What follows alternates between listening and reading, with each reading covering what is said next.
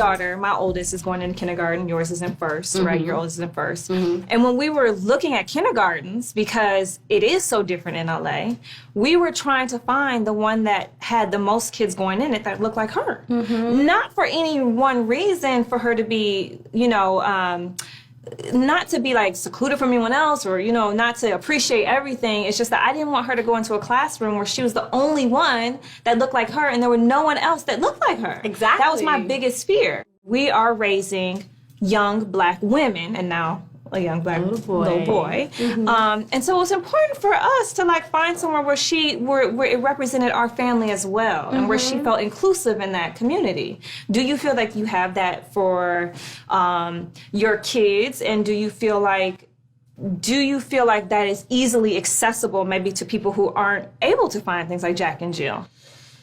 No, I do not think it's easily accessible. I don't.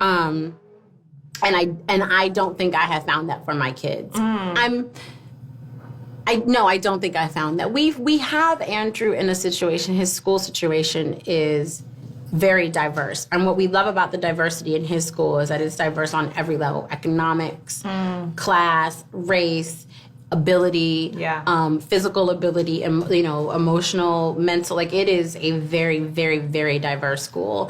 And I will tell you one thing, and this is, you know, why I think diversity is important on all levels. So Andrew and I have had really interesting conversations. He said something to me. He said, well, you know, the sick kids at my school. I said, what do you mean the sick kids? He said, well, they're in wheelchairs, so that must mean that they're sick. And I was like, I could totally get from a 5-year-old perspective. You've only ever seen wheelchairs at the hospital. So if you see it out of the hospital, they must be sick. And I was like, wow. So we had this whole conversation about, you know, the kids at his school that are sick, and some of them may be sick, but some of them that the wheelchair is, you know, a part of their daily life. And that's how, you know, and we had this whole conversation about that, you know, just from his perspective. Right. And it was a really nice segue into that whole thing. And they have Autism Awareness Week, and he's in school, you know, with kids who have autism. And so we get to have really frank conversations about that. Yeah.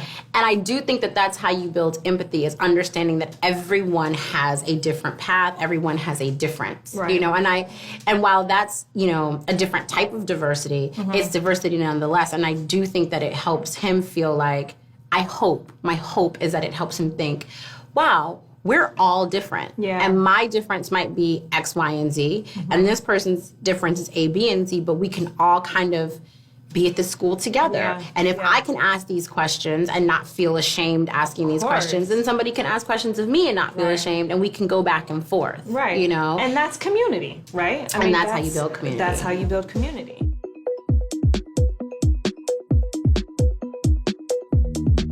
For this particular role. Really? So your experience, I mean, post-birth was crazy as an actress. Oh, yeah.